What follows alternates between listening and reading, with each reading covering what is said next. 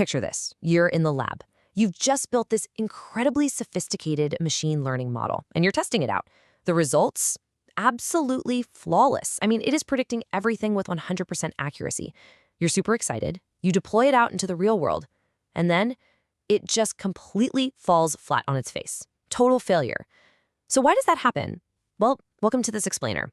Today, we're going to unravel one of the absolute most frustrating mysteries in all of artificial intelligence, overfitting. To figure out exactly why our perfect lab model crashed and burned in reality, we're going to treat this almost like a medical mystery. Here is our game plan for today. First, we'll look at the generalization gap. Second, we'll examine the real-world effects of overfitting. Third, we'll diagnose the conditions that actually cause it. And finally, we'll go over exactly how to avoid it. All right, let's kick things off with Section 1, the generalization gap, or what happens when models just memorize instead of actually learning. So ultimately, the golden rule for literally any machine learning model is generalization. That's its ability to perform accurately on completely unseen data. Generalization means the model actually understands the underlying patterns well enough to handle a situation it has never, ever encountered before. Overfitting, on the other hand, is the exact opposite of that. It's when a model learns its specific training data way too well. It absorbs every little random error, every tiny piece of statistical noise, and it treats them like they're hard and fast rules. Think of it like a student who just completely memorizes the answer key to a practice test. Sure, they might score 100% in their study session, but they are absolutely going to fail the final exam because they didn't actually learn the concepts, right? Overfitting is basically just memorization, poorly disguised as learning. And, we can actually measure this memorization mathematically. When a model trains, its training loss, which is just the error rate on its practice data, decreases steadily toward zero. It looks like it's getting smarter. But watch what happens to the testing loss. At a certain point, instead of dropping, the testing loss begins to rise. The model is actively getting worse at handling new data. The distance between those two metrics is what we call the generalization gap, which is literally just the testing loss minus the training loss. And the wider that gap gets, the worse your overfitting problem is.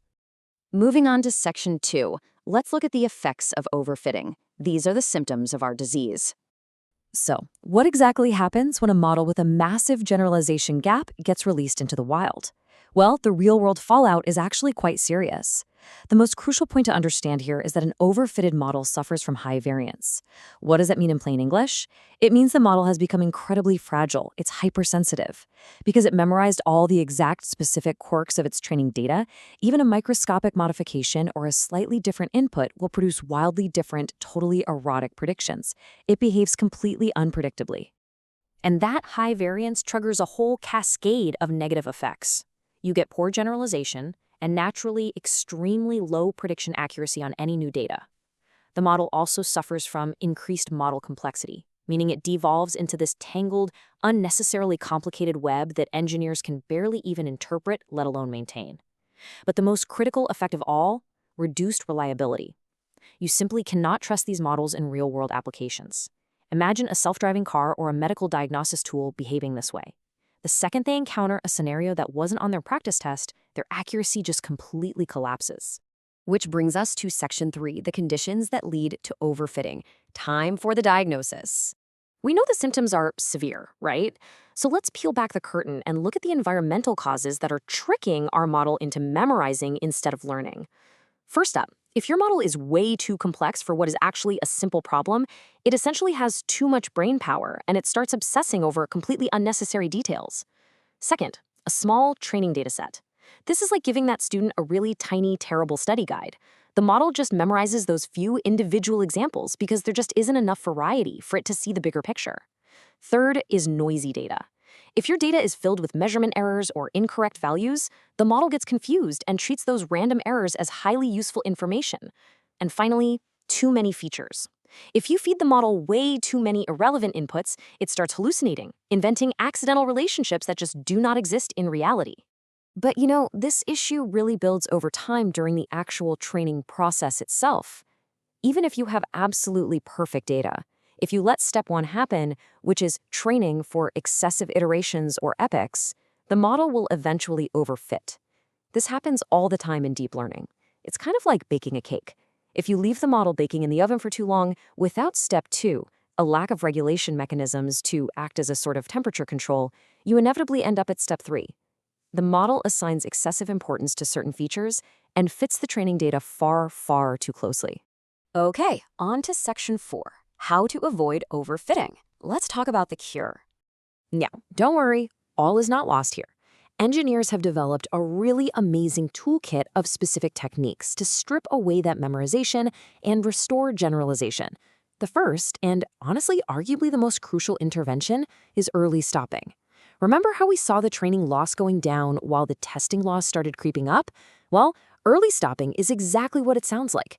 We closely monitor the validation error during training, and the exact split second that error starts increasing while the training error is still dropping, bam, we pull the plug. We stop the training. We literally just don't give the model the time it needs to memorize the data. Next up, we have regularization. I want you to think of this as a very strict teacher stepping into the classroom.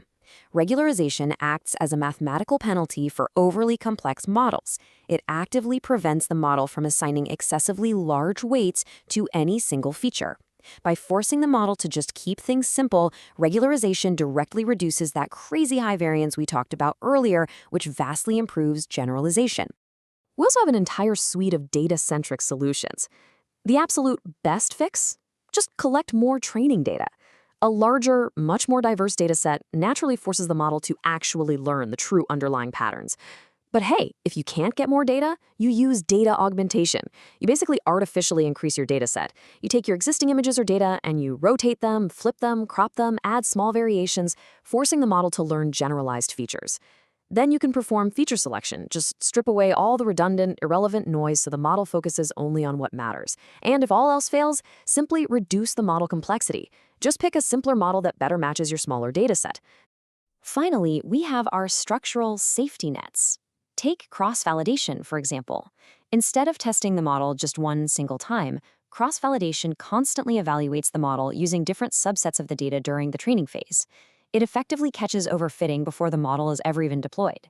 Then there are ensemble methods. These are techniques like random forest, bagging, or boosting. Instead of relying on one single genius model that might overfit, you combine multiple different models together. They basically vote on the outcome.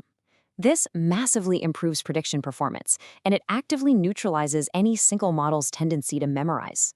So we've covered the disease, the symptoms, the diagnosis, and the cure for overfitting.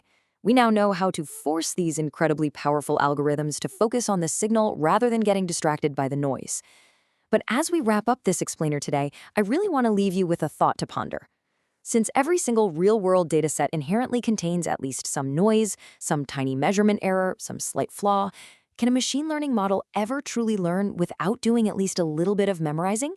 Think about that for a while and keep exploring this incredible balancing act at the very heart of artificial intelligence.